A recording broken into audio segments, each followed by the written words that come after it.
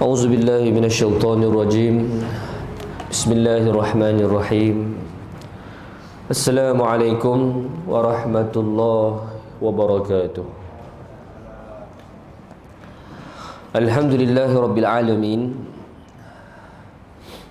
والصلاة والسلام على أشرف الأنبياء والمرسلين سيدنا محمد وعلى آله وصحبه أجمعين. قال رب اشرح لي صدري ويسر لي أمري واحلل عقدة من لساني يفقه قولي. سبحانك لا علم لنا إلا ما علمتنا إنك أنت العليم الحكيم. ولا حول ولا قوة إلا بالله العلي العظيم. الحمد لله, syukur kepada Allah Subhanahu wa taala kerana dengan izin dan iradah daripada Allah Subhanahu wa taala dapat sekali lagi kita bersua, bertemu, menyambung pengajian kuliah kita. Hampir sebulan lebih.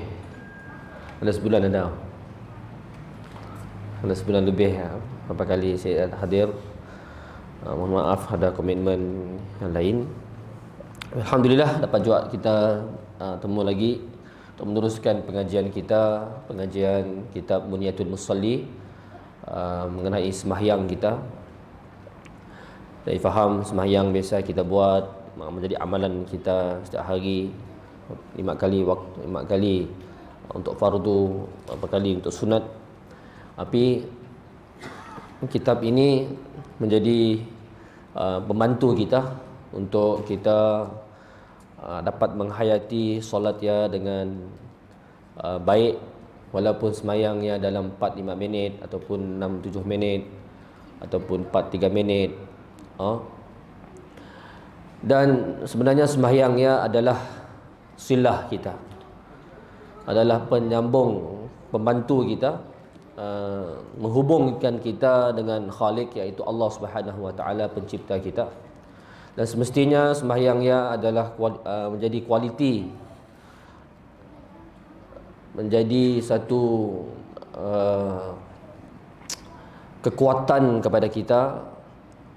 Kita makan sebenarnya adalah untuk beribadah, kita minum adalah untuk beribadah, kita kahwin adalah untuk kita khusyuk dalam ibadah, kita berkeluarga, kita ada anak, kita ada rumah, kita semua yang ada dalam dunia tu, yang ada dengan kita tu adalah untuk kita banyak kuatkan ibadah kita. Handphone kita, jam kita, baju kita, semuanya adalah untuk kita beribadah. Dan ibadah yang paling tinggi kedudukannya adalah solat fardu. Jadi semestinya kita perlulah meningkatkan kualiti sembahyang kita. Jadi mudah-mudahan dengan pengajian kitab Muniyatul Musalli ini dapat sedikit membantu kita dalam menambah kualiti solat kita, insya-Allah. Jadi mudah-mudahan sembahyang maghrib kita tadi, mudah-mudahan Allah Subhanahu wa taala terima, Allah Subhanahu wa taala angkatkan menjadi sebagai pahala ganjaran kita untuk di akhirat kelak, insya-Allah. Baik, kita berhenti di muka surat berapa? 32. Tuan-tuan boleh buka muka surat, masya-Allah. Kita ada orang yang wakafkan untuk kitab ini tuan-tuan, kepada tuan-tuan. Mudah-mudahan pahala yang mengalir kepadanya dengan kita membaca, dengan kita membuka kitabnya, insya-Allah. Muka surat 32 sekarang ni. Kita dah sunat ab'ad kita ada, rukun kita ada. Ingat rukun ada berapa tuan-tuan? Rukun ada berapa? 13, masya-Allah. Rukun kita dah fahamlah rukun. Sunat ab'ad kita pun dah cerita panjang lebar sebelum tu. Lebih kepada doa kunut dengan tahiyat awal. Okey. Jadi sunat hayat kita dah sebut sampai nombor berapa? Nombor 16 dah. Nombor 20 Yang ke-20. Baik. Okey. Sunat hayat mengangkat telunjuk apabila mengucapkan syahadah, asyhadu an la ilaha illallah.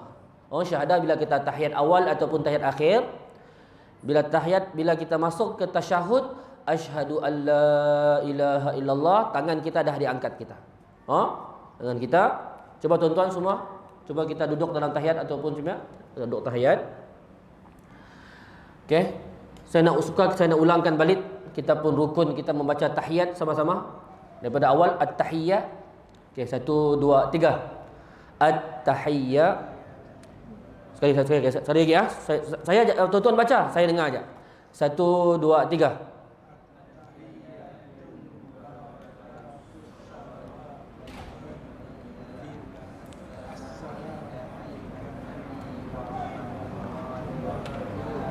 Okey. Jauh. Lain jauh apa. Lama asyik mengaji tu kali. Lama asyik baca tu. Lama asyik baca buku tu. Okey, sekali lagi. Okey. Sekali lagi. 1 2 3.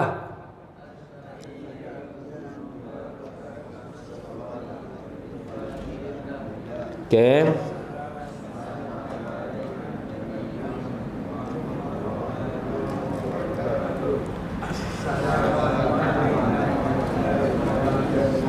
Okey, lepasnya baru kita syahud. Okey, okey, angkat jari kita. Jari telunjuk kita. Asyhadu alla. Sebelah kanan lah, jangan sebelah kiri, sebelah kanan. Ada orang lucu. Dia tengah asyhadu alla nya garuk, gantinya sebelah tu. Sebelum kita ganti, kita garuk situ pun, sebelum kita ganti saja. Ganti kita saja. Okey, okey sebelah kanan. Okey, masya-Allah. Okey, semua tuan-tuan. Okey, yang boleh ikut. Okey. Asyhadu an la ilaha. Ada ulama mengatakan, okey, jap ke situ ada senyap madah. Syahadah. Ada sebagian ulama madah bila kita menyebut asyhadu alla, mata kita kan sepatutnya memandang ke tempat sujud tu. Tapi bila untuk tasyahud, mata kita memandang kepada tangan kita, jari kita ya. Asyhadu an la ilaha illallah. Lepas balik kepada sujud, asyhadu anna Muhammadar Rasulullah. Okey, sekali lagi. Okey. Tuan-tuan tengok jari ah. Asyhadu alla. Asyhadu anna. Terpulang sama ada tuan-tuan nak sambung berdiri terus pun tak ada masalah. Duduk letak pun turunkan tak ada masalah. Okey, dua-dua boleh. Baik. Boleh ha? Okey. Dan makruh, okey, makruh menggerak-gerakkan jari telunjuk. Walaupun ada beberapa mazhab, mazhab Maliki. Mazhab Maliki yang menggerakkan jari ya, gerak. Yang mazhab Maliki tuan-tuan, kita untuk mazhab Syafi'i, kita perlu gerakkan. Makruh hukumnya menggerakkan. Punya mazhab lain, mazhab Maliki, kita jangan berkelahi dengannya, biarnya. Sebab memang ada dalam kitab setidaknya ada sebut, tapi kita mazhab Syafi'i, semua ulama-ulama mazhab Syafi'i madah makruh, ada mazhab Syafi'i kita akan ulama madah makruh hukum menggerakkan jari. Okey? Baik. Ke-21, mengekalkan penglihatan pada tempat sujud dan mengekalkan khusyuk. Khusyuk ialah menghadirkan hati, menetapkan segala anggota dan mengamati bacaan dan zikirnya. Itu penting daripada awal tuan-tuan. Daripada awal kita jaga bila kita baca takbiratul ihram, bila kita baca doa iftitah, bila kita mendengar imam baca al-Fatihah, bila kita membaca al-Fatihah, bila kita mendengar imam baca surah, kita jaga hati kita, kita jaga khusyuk kita. Bila layap sikit, gantung balik. Jangan kita astaghfirullahalazim. Ada orang astaghfirullahalazim. Jangan kita astaghfirullahalazim. Bila kita astaghfirullahalazim, kalau kita dengan sengaja, kita pun solat kita terbatal. Okey? Jaga, maksudnya kita menetapkan supaya sebenarnya tuan-tuan, bila kita sembahyang, saya selalu beritahu dengan tuan-tuan, bila kita berdiri solat tu, kita tu berhadapan dengan Allah Subhanahu Wa Taala. Allah tu lah yang mematikan, yang menghidupkan kita. Kuasa Allah tu kuasa yang boleh menghidupkan. Kuasa Allah tu boleh mematikan. Kuasa Allah tu tuan-tuan, daripada tadi kita nanggap siang, tiba-tiba pandai hari pandai gelap.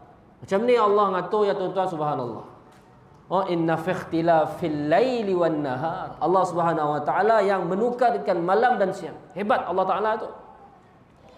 Langit Allah dirikan, angin yang Allah jadikan, angin di atas tuan-tuan, angin di atas udara ya, kuatnya pun udara tuan-tuan, kuat. Ya kata kawan kami lah yang pilot, angin di atas ya kuat tuan-tuan, kuat angin di atasnya. Dan burung-burung yang berterbangan tuan-tuan, burung. Kita tengok burung, Allah Ta'ala jadikan daripada telur kecil. Dan bila burung yang menetas 2-3 minit dia pandai terbang. Siapa ngajarnya terbang? Dan burung terbang tuan-tuan, tidak ada GPS, dan tidak ada pun pendengarnya burung terbang, nya kena apa nama, angin kuat, dan nya dapat apa nama, dapat terbang. Subhanallah. Allah Ta'ala pun kejadian. Burung bukannya satu jenis. Burung kakak tuanya, burung apa lagi, burung puyuhnya. Saya tahu burungnya aja lah. Ada lagi burung-burung saya sih tahu. Banyak burung tuan-tuan yang Allah jadikan dengan warnanya berlainan, dengan bunyinya berlainan. Burung helang, ya baru burung. Belum lagi dengan binatang-binatang yang lain. Allah yang kita berdiri tu tuan-tuan, yang menjaga seluruh alam dan semua makhluk yang Allah Ta'ala jaga. Dan semestinya tuan-tuan, kalau kita berhadapan dengan bos kita yang bekerja tu, kalau kita exam tuan-tuan, exam SPM ke ataupun kita exam yang besar, semestinya kita orang jaga ya, kita takut nangga sebelah kerek pun kita takut nak nangga. Nah, kita akan khusyuk kita diri kita. Kita fokus dengan diri kita, jaga diri kita. Begitu juga Allah Subhanahu wa taala. Allah Subhanahu wa taala Maha mengetahui hati kita. Yang tahu kita khusyuk kasih khusyuk. Orang lain boleh kita bulak. Imam boleh kita bulak, bini kita boleh kita bulak, bapa kita boleh kita bulak, kita khusyuk kasih khusyuk. Tetapi Allah Subhanahu wa taala si dapat kita bulak. Si dapat kita bohong. Kerana Allah Subhanahu wa taala, innallaha alimum bidzatis sudur. Allah Subhanahu wa taala Maha mengetahui. Alim, Maha mengetahui. Bidzat, setiap zat dalam hati kita.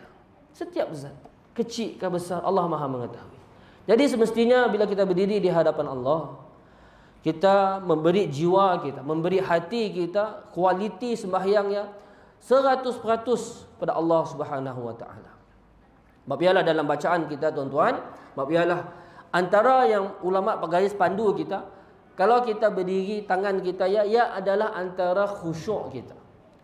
Ingat kita bila kita mengamat berdiri tangan kita, bila kita membaca at-tahiyat, bila kita membaca salawat, ya adalah khusyuk ya, antara khusyuk. Sebab kita masih ingat dalam sembahyang kita. Masih ingat apa yang dibaca oleh kita.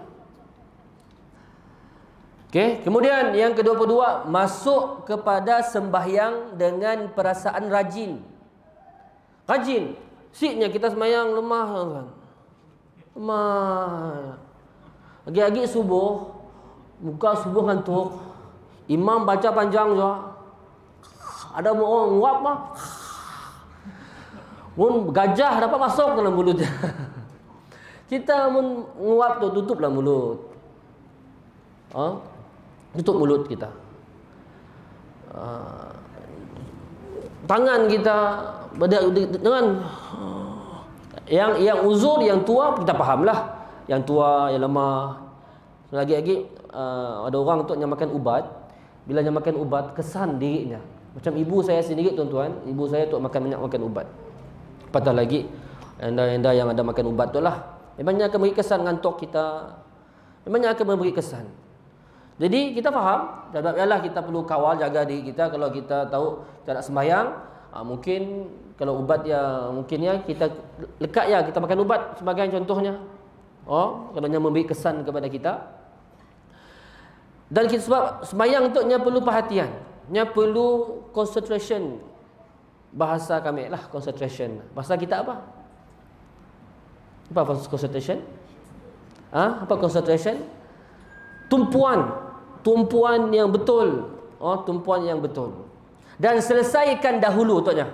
Selesaikan dahulu perkara-perkara yang membimbangkan, yang mempengaruhi hati. Maksudnya kalau kita tu lapar, sebab ialah mazhab Syafi'i, kalau kita lapar, kita makan dulu. Kalau kita lapar. Tapi janganlah lapar, lapar gila, nangga makan dulu aku ustaz tak madah lapar aku nak makan dulu. Nangga rupa makan yalah. Nangga rupa makan saat semayang. Kita nanggalah keutamaan juga. Contohnya berjemaah 2 minit lagi nak semayang. Dah bunyi azan. Apa salah kita semayang dulu? Kita semayang pergi masjid, kita semayang, sebab kita makanlah. Siapa tu? Mun saya kalaulah kita tadi mun kita semayang tadi mengganggu fikiran kita, malah jak mikir nak makan, lapar perut, maka kita semayang dulu. Contoh barang kita hilang, cari barang kita dulu. Contoh anak kita hilang, cari anak kita dulu. Contoh apa-apa yang boleh mempengaruhi hati kita, maka kita selesaikan perkara dulu, baru kita pergi sembahyang. Sebab apa tuan-tuan? Sebab kita mau sembahyang kita ya carca merba. Sembahyang macam-macam kita fikir. Okey? Sama ada yang berkaitan dengan urusan dunia maupun akhirat.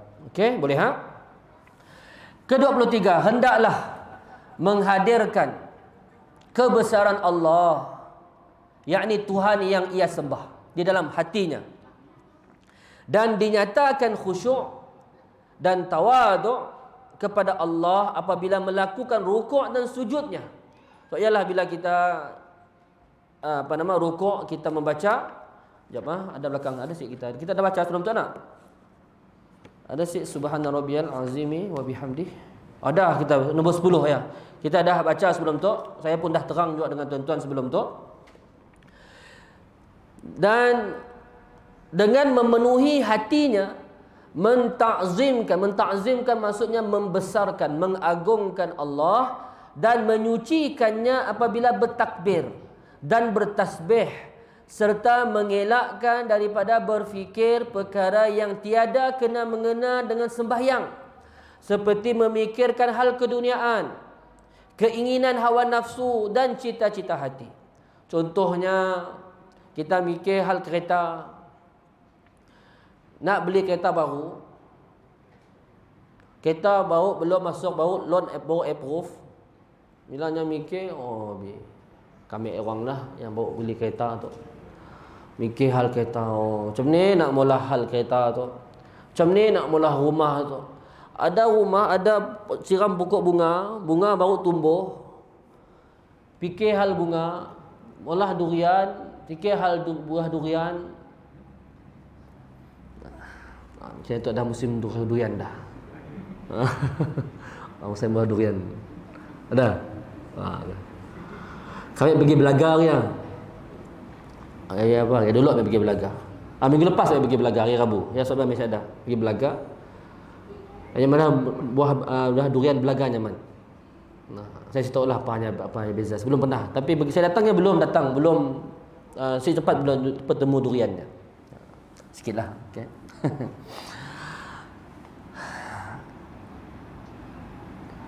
Semua itu hendaklah dielakkan di dalam sembahyang demi menunaikan dan mengerjakan hak sembahyang sebagaimana yang disuruh oleh Allah.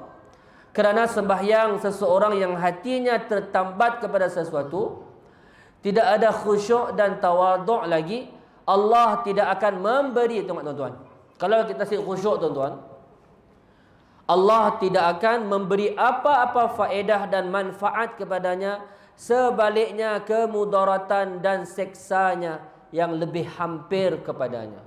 Sebab ialah Allah ada beritahu dalam surah Al-Ma'un tuan-tuan.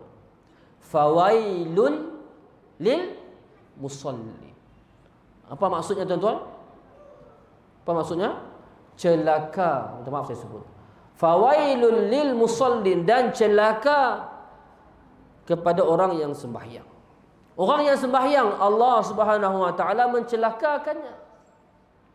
Sebab ialah dalam sembahyang kita, kalau dalam sembahyang kita ada fikir tentang perkara lain, perkara dunia tuan-tuan, perkara dunia, maka 5 minit sembahyang kita tadi menjadi kemudaratan, kebinasaan kepada orangnya. Jangan kita madah bila kita sembahyang, bila dengar ayat tu Allah celaka kita, lalu si sembahyang kita, ibu sembahyang, kalau mun aku sembahyang si khusyuk, kalau aku jadi celaka. Bukan yang maksudnya.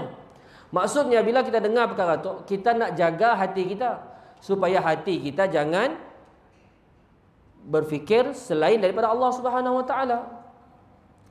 Kata Hasan Al-Basri, tiap-tiap sembahyang tanpa kehadiran hati padanya adalah lebih hampir kepada keseksaan Allah Subhanahu wa taala. Atau jadi motivasi kita tuan-tuan. Motivasi kita kalau kita sembahyang kita khusyuk, tok motivasi kita. Hasan Al-Basri ada, kalau kita sembahyang, kalau kita banyak mikir selain daripada Allah, maka ia akan menjadi keseksaan kepada kita. Tok kita pun motivasi kita. Jadi cepat-cepat kita aturkan balik hati kita. Okey. Dalam satu hadis, muka surat yang sebelah, dalam satu hadis Rasulullah sallallahu alaihi wasallam ada menyebutnya. Maksudnya tidak ada diperolehi seorang hamba daripada sembahyangnya, melainkan bahagian mana dalam sembahyang itu yang dapat dihadirkan hati berserta Tuhannya.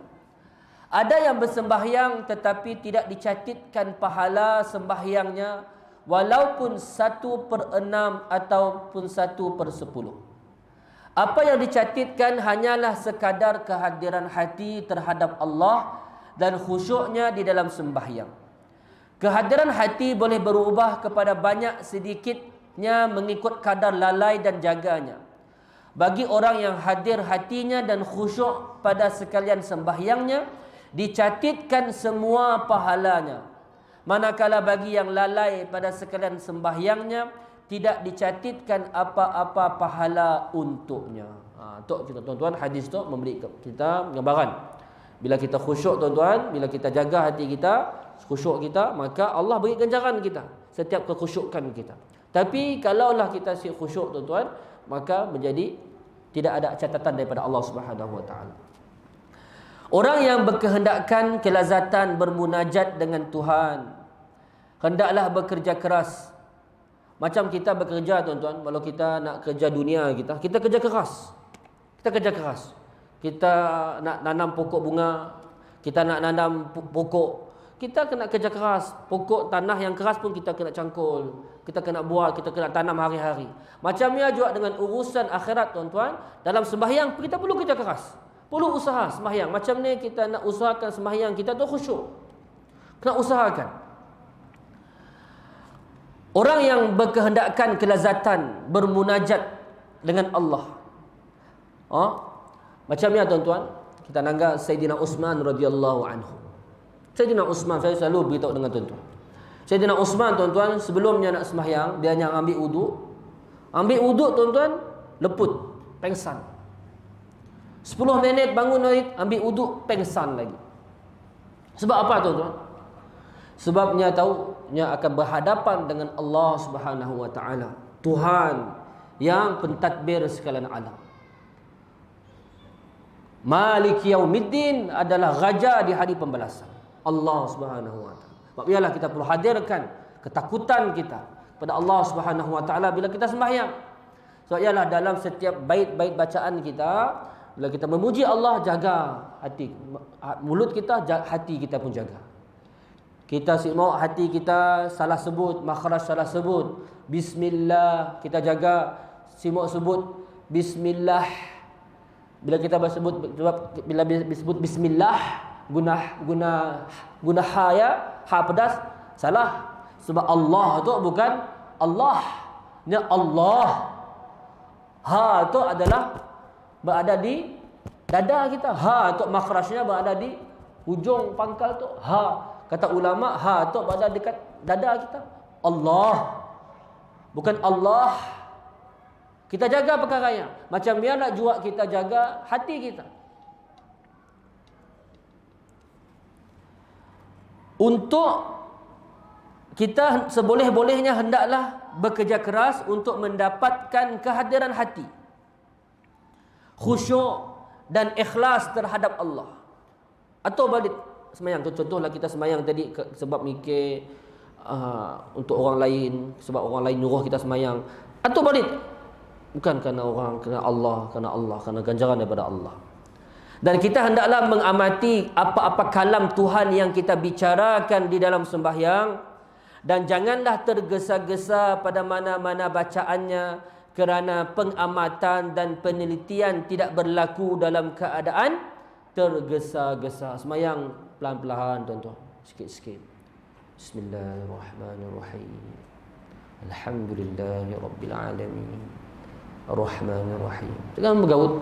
Saya kadang-kadang bila saya imam, bila saya habis baca Fatihah, saya akan beri masa panjang sikit supaya tuan-tuan si bergaut untuk baca Fatihah.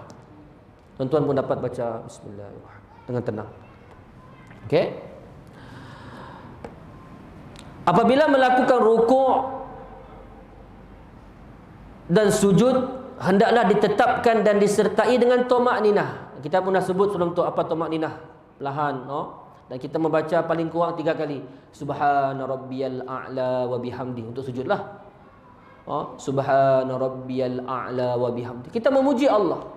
Apa maksud subhana tuan-tuan? Subhanallah. Apa maksudnya? Maha suci Allah. Apa maksud maha suci Allah? Maksudnya tidak ada yang lebih suci selain daripada Allah. Kita nanggak ayat itu bersih. Kita nanggak orang yang baik, orang yang bersih, orang yang baik. Orang yang kita memuji perkara itu, oh hebat itu.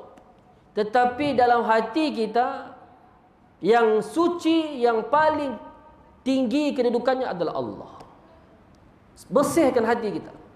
Subhana rabbiyal a'la wa bihamdih. Bila kita sujud tuan-tuan, kita merendahkan diri kita. Kita rendahkan diri kita. Aku tak ada apa-apa. Aku tak kosong. Rumah pun aku sempat nembak apa-apa. Kereta aku pun sempat apa-apa. Bini aku pun sempat dapat apa-apa. Anakku pun sempat dapat apa-apa. Aku semua sempat dapat apa-apa. Aku hanya menyerahkan diri kepada Engkau ya Allah. Subhana rabbiyal a'la wa bihamdi. Jangan sekali-kali memagut semacam ayam. Tak semayang macam ayam. Tak semayang. Laju gila. Tidak sah sembahyang tanpa tumakninah. Tu kata ulama tu. Tak sah katanya. Sedangkan tumakninah itu adalah rukun sembahyang. Tidak sah sembahyang sama ada fardu atau sunat. Sunat pun, tarawih pun tuan-tuan, kalau kita kepung laju gila, sembahyang laju kupuk, oh bias sembahyang situ, kena laju. 2 rakaat sampai seminit pula aja. Laju. 20 rakaat laju di sia. Pergi kita kampung baru, contohlah. Saya ambil contoh. Pergi kita situ sebab apa? Sebabnya laju. Tapi bila ada tumakninah tuan-tuan, apa kata ulama tu? Sah sembahyang kita. Okey? Orang yang tidak menyempurnakan rukuk, sujud dan khusyuk di dalam sembahyangnya dinamakan pencuri sebagaimana yang disebut di dalam hadis. Kita baca bawah hadis ya. Nabi telah bagi tahu orang yang sembahyang tu sebarat mencuri. Orang yang jaga tumakninah tu sebagai pencuri dalam sembahyang. Telah disebutkan dalam satu hadis, maksudnya orang yang memelihara sembahyang dan menyempurnakan rukunnya, sembahyangnya akan keluar di akhirat kelak, akhirat nanti dalam keadaan putih bercahaya. Masya-Allah. Hadis Nabi beritahu sembahyang kelak kita akan jadi, bila di akhirat kelak yang akan jadi satu cahaya putih. Lalu berkata, Allah memelihara kamu sebagaimana kamu memelihara kami, dan orang yang tidak menyempurnakan sembahyangnya akan keluar di akhirat kelak dalam keadaan hitam legam, serta berkata, Allah mensia-siakan kamu sebagaimana kamu mensia-siakan kami. Kemudian digulungkannya seperti kain buruk lalu dipukul ke mukanya. Macam ya Allah, benda yang melahkan kita. Sembahyang kelak akan dikam muka kita dengan kain buruk, tuan-tuan. Kalau sembahyang kita tidak khusyuk, sembahyang kita tiada kualiti langsung pada Allah Subhanahu Wa Taala. Itu motivasi kita, tuan-tuan, motivasi kita. Setiap hari, mun bagusnya buku tu, tuan-tuan, selalu kita baca. Baca, ingatkan benda tu. Mun bagusnya mun kita sibak buku, buka handphone, sebelum sembahyang baca, buka tu, baca benda tu. Baca hadis tu. Supaya sembahyang kita jaga sembahyang kita. Pada satu hadis Nabi menyebut maksudnya sesungguhnya sembahyang itu hendaklah menetapkan segala anggota dan kelakuan serta mengkhusyuk dan menghudukkannya. Dan apabila Nabi melihat seorang lelaki bermain-main dengan janggutnya di dalam sembahyang, maka baginda bersabda, maksudnya jikalau khusyuk hati lelaki ini, maka khusyuklah segala anggotanya. Nabi pada Nabi nanggau orang sembahyang main janggut. Macam kami suka main janggut. Lagi-lagi orang janggut panjang. Ada orang janggut panjang situ? Ada. Ada semua yang pendek-pendek. Ada orang Pakistan yang satu panjang, orang Arab. Main-main janggutnya. Nabi pada apa? Munya khusyuk, maka anggotanya tetap. Oh, nasihat adalah main janggutnya. Okey. Apa yang dinyatakan oleh Nabi itu ialah khusyuk. Kau apa, Isyak? 24 dah? Belum lagi, ya? 5 minit lagi. Ialah daripada khusyuk hati. Tidak sempurna sembahyang dengan ketiadaannya. Orang-orang salafus salih kerana terlalu khusyuk pada sembahyangnya hingga ada apa yang dihinggapi burung di atas kepalanya, menyangka terus pagar kerana tetap dan lama qiyam serta sujudnya. Orang-orang dulu, tuan-tuan, burung mikir ia pagar. Macam ataupun orang-orang mun kita nangga orang-orang nak dekat hutan, nak dekat sawit, apa nama, sawah padi ya, letaknya orang-orang ya, ia pakai menakutkan burung. Jadi burung pun naga pun orang tu, bukan orang tu, nya pun dapat hinggap bukan orang. Sebab apa? Sebabnya tu khusyuknya sembahyangnya tadi, lamaknya berdirinya, lamaknya sujudnya, lamaknya rukuknya. Kerana apa, tuan-tuan? Kerana mereka merasa kelazatan, kemanisan dalam sembahyang. Mereka merasakan kelazatan dalam beribadah. Ada pula yang berkata kepada ahli keluarga dan anak buahnya, apabila aku masuk kepada sembahyang, buatlah apa sahaja yang kamu kehendaki, seperti meninggikan suara dan berhinggar-bingar. Aku tidak tahu lagi apa yang berlaku apabila aku sembahyang. Nanggah. Nya bisin kah apa kah? Nya si ngago. Anaknya bisin kah?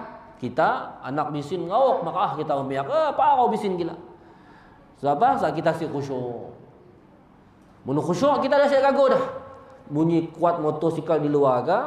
Bunyi trompet kah? Bunyi apa kah?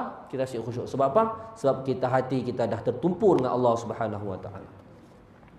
Dan ada dari kalangan sahabat Nabi yang diradai Allah bersembahyang dalam kebun tamarnya, maka terbang burung dari satu pokok ke satu pokok tamar yang lain. Dia memerhatikannya sehingga lalai dalam sembahyangnya. Apabila dia menyedari kelalaian itu, dia merasakan harta itu menyusahkannya. Lalu semua kebunnya disedekahkan untuk jalan Allah kerana melalaikannya daripada sembahyang. Masya Allah. Untuk ada sahabat Nabi, tuan-tuan, saya difahamkan apa? Saya mesti ingat saya Abu Talha ataupun Abu Darda. Dia sembahyang di kebunnya. Sebab para sahabat pada di hujung-hujung kewafatan Nabi, mereka jadi kaya. Sebab banyak kebun-kebun mereka dapat. Jadi bila mereka dapat kebun, mereka ada sayang dengan kebun mereka. Sayang. Jadi bila nya sembahyang dekat kebunnya, nya nangga burung berterbang. Nya nangga burung ya terbang pergi ke situ. Nampak nangganya. Jadi sebab bilanya sembahyangnya tadi, bilanya nangga burung tadi, maksudnya si khusyuk, nya mengganggu. Apa di polahnya? Di kebunnya tadi nya jumpa dengan Rasulullah, wahai Rasulullah, aku infakkan, wakafkan kebun untuk dengan engkau. Masya Allah. Oh ya, para sahabat, tuan-tuan, kemanisan mereka, kelazatan mereka dalam ibadah. Demikianlah kelakuan salafus soleh kerana mengetahui kebesaran sembahyang dan amat tinggi kedudukannya di sisi Allah dan Rasulnya. Masya Allah tuan-tuan. Saya habiskan sikit kebesaran, saya baca fadilat sikit untuk kita sembahyang kata. Bagi jazbah sikit, bagi semangat sikit kita sembahyang kata. Kebesaran dan ketinggian sembahyang. Sesetengah ulama mengatakan, telah sampai kepada kami hadis bahawa Allah Subhanahu Wa Taala membahagikan sekalian amalan sembahyang kepada 40 saf malaikat.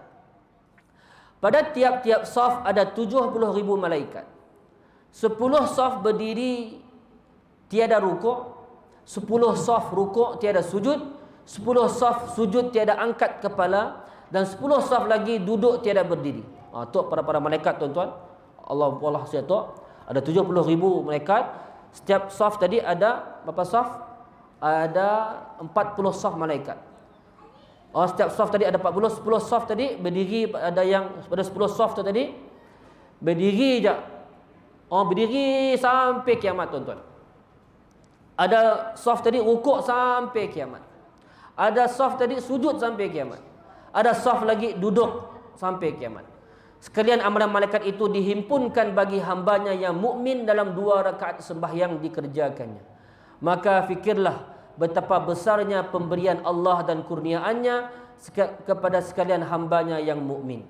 Menurut riwayat dari Jabir bin Abdullah bin Mu'az dan Mu'az bin Jabal radhiyallahu anhu, apabila Rasulullah sallallahu alaihi wasallam dinaikkan ke langit, baginda melihat pada langit dunia malaikat berdiri selama-lamanya. Mereka dijadikan Allah berzikir kepadanya dengan tiada rukuk. Pada langit yang kedua mereka rukuk selama-lamanya dengan tidak mengangkat kepala. Pada langit yang ketiga mereka sujud kepada Allah dengan tiada mengangkat kepala, melainkan ketika Rasulullah memberi salam kepada mereka, maka diangkat kepala kerana menjawab salam Rasulullah. Kemudian sujud pula selama-lamanya, kerana inilah dituntut 2 kali sujud pada tiap-tiap rakaat. Pada langit yang keempat mereka bertasyahud selama-lamanya. Pada langit yang kelima mereka mengucap tasbih dan berzikir selama-lamanya. Pada langit yang keenam mereka mengucap takbir selama-lamanya. Pada langit yang ketujuh mereka mengucap ya salam semasa Allah menjadikan mereka. Rasulullah bercita-cita dan ingin supaya dijadikan untuk dirinya dan umatnya seperti semua ibadah para malaikat yang di langit itu.